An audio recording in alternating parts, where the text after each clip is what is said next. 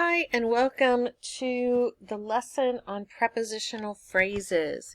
And this, if you are an 8th grader using Rod and Staff, this is in the pink book, and we are on page 517. So we're going to be looking at prepositional phrases probably a little bit more in depth than we've looked at them before, because now we're going to have compound word prepositional phrases. So that's something a little bit new that we haven't done before.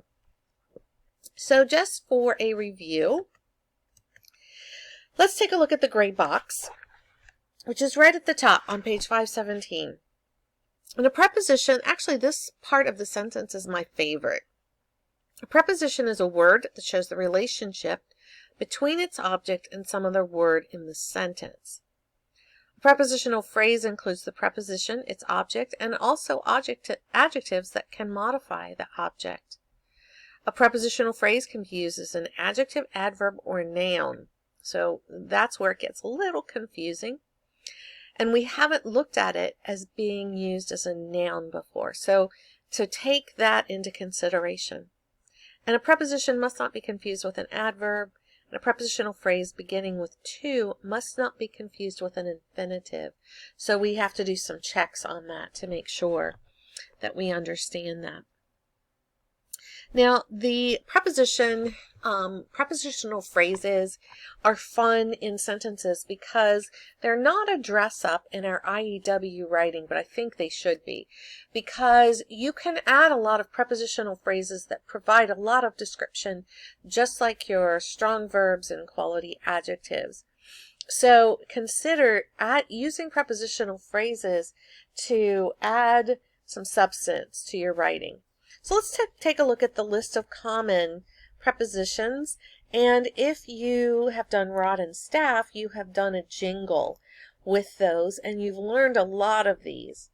And I recommend that if you don't have them memorized, that you take a picture in the book and have an index card that maybe you tape into your grammar and writing binder.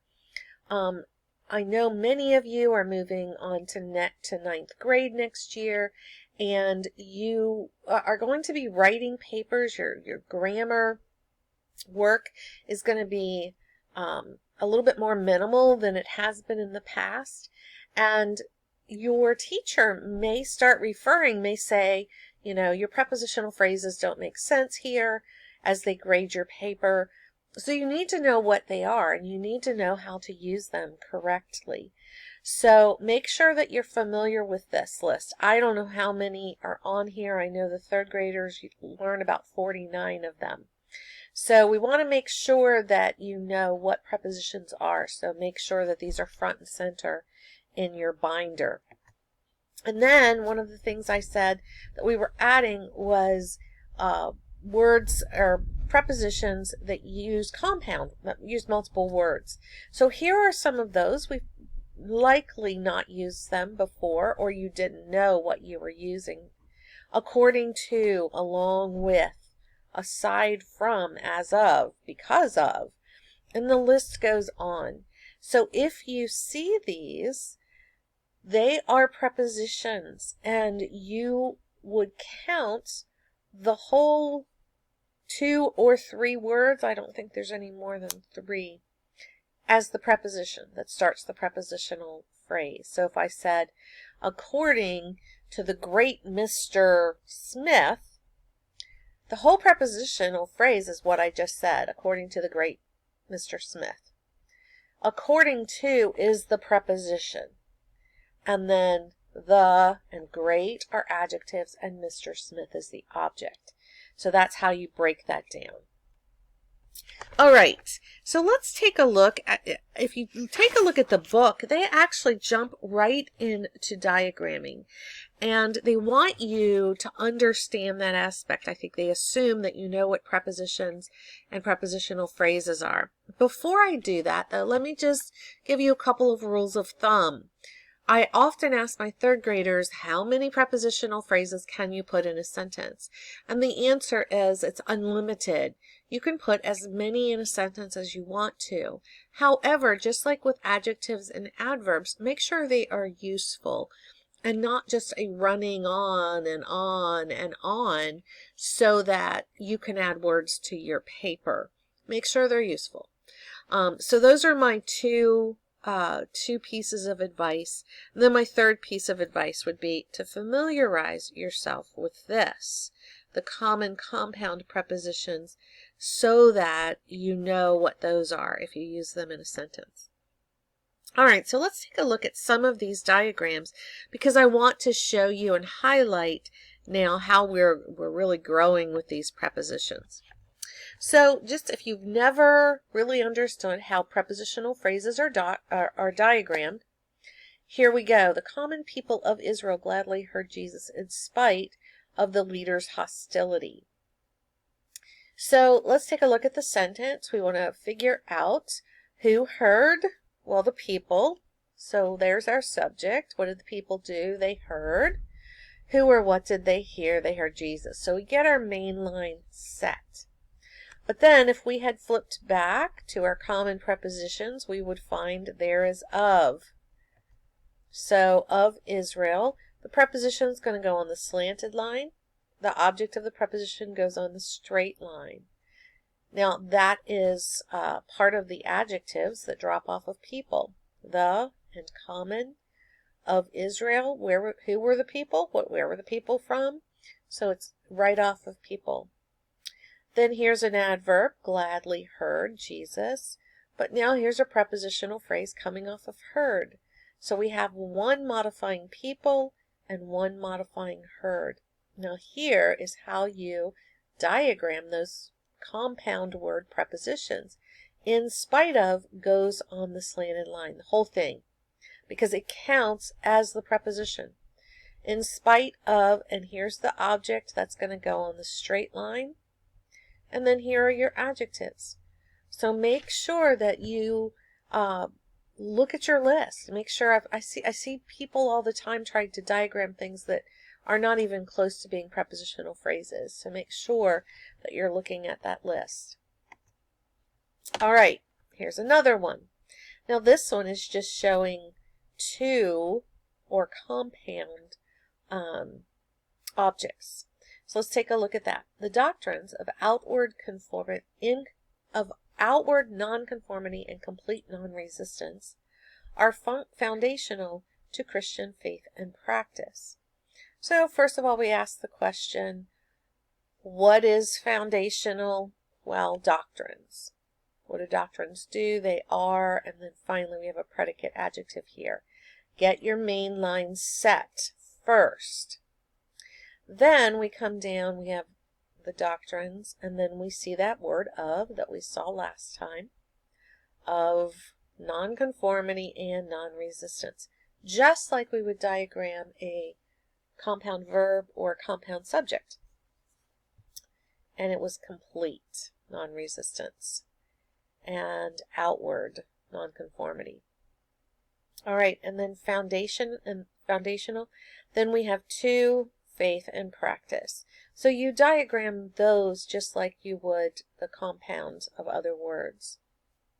Christian actually modifies both of these, so it's going to come off this line. This one's all of these are in your book, so take a look at them if you're not sure. All right, let's move to another one. I do not know the girl whom she sat next to.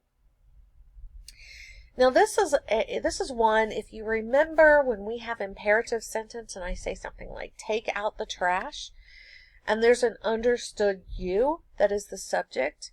Well, this is an understood whom as the object of the preposition. This is like an incomplete prepositional phrase. We've ended with a preposition, and so there's got to be something in the sentence that gives us the object, and that would be whom.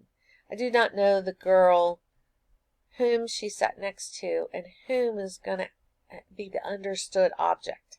So let's diagram this. I do know girl. Now let me highlight why not is down here. Many of you will want to put not in the verb spot, and many of you put not in the verb spot in a test recently, and it got you a point off because Negative words are never on the top line. Never, ever, ever, ever on the top line. Now, I'm sure one of you is going to come in one day and say, oh, I found a time when it can be on the top line. Okay, fine. You go for it. But let's just say 99.9% of the time, negative words are not going to be on the top line. They go down under the verb. So I do not know the girl, and then whom. It is going to modify this, so we're going to drop that line off here. And just like who, which clauses, we have a subject and a verb, she sat. Then next to is one of those compound prepositions, next to, and there's the object. So if you see whom, maybe think, oh, this is one of those red flags that I need to remember whom is going to be an object. So this is just one of those tricky, more advanced kind of grammar things, so just keep that in mind. Just a couple more. In addition to seeking God's protection, we must drive carefully. So this one is going to show you how to use the verbal pedestal Pete. Remember him? So this is still a prepositional phrase, but now that prepositional phrase has a gerund in it. So I know, so confusing. So first of all, we have to figure out what's the main clause, and we must drive carefully is that. But then we have to figure out what to do with this prepositional phrase in addition to seeking God's protection. Well, in addition to, we know is a preposition. We're going to drop it down on a diagonal line. Boom, there it goes. And then we know we have to have a straight line here. But then we have the seeking God's protection. And all of us know that seeking is a verbal. So we know we need pedestal Pete to come in onto the scene. So here we have seeking. And then what seeking what? Protection. So it's really not as hard as it looks, but you will see more difficult diagrams if you go further in grammar. All right, this one's probably not as confusing, but I do want to point out that you do not put all of these prepositional phrases under this one, and sometimes we want to do that. So before lunch, we looked at the globe for a few minutes. So what's the main thing? We looked, because everything else is a prepositional phrase. Before lunch tells us when. There's the first prepositional phrase. But then the second and the third one could stand by themselves. So they actually are going to come right off of the verb, and they're not going to modify each other. So just be aware of that. All right, just two more, and I promise we'll be done. Because I want you to see this. Keeping on the slippery trail was difficult. So all of you should have immediately seen that keeping and thought, oh, pedestal Pete's going to show up in the subject spot. Keeping's going to go on the top, and then your whole prepositional phrase is modifying that on the slippery trail. So this one probably is just going back to what we did when we talked about gerunds. But remember keeping, and then this is modifying it. And finally, last one. Through the forest is the shortest way to our home. This is where a prepositional phrase can actually be a subject. And this is going to be hard to grasp, but first we want to find the verb. And so when I find the verb and I plop it in the verb spot, and then is the shortest way, I'm going to realize this is an adjective. I'm going to put it over here in the predicate adjective. Then I have to say, there's only one other noun, home. Can I put home in here? Home is way. Well, no, it doesn't really communicate what I want. The only other words are through the forest. And since they sit right beside the verb, I have to assume this is the subject. So the prepositional phrase goes on pedestal Pete, but in a different way. It goes in as a prepositional phrase through what? Through the forest. That's the object of the preposition. Is, way, and then everything else is modifying down here. So expect to see some of these, and remember that prepositional phrases can be a subject. They just go on a pedestal. Okay, that's it. You've learned all of the things I can tell you about prepositional phrases. So use that information to complete the homework that is given for the prepositional phrases lesson. And I will see you soon.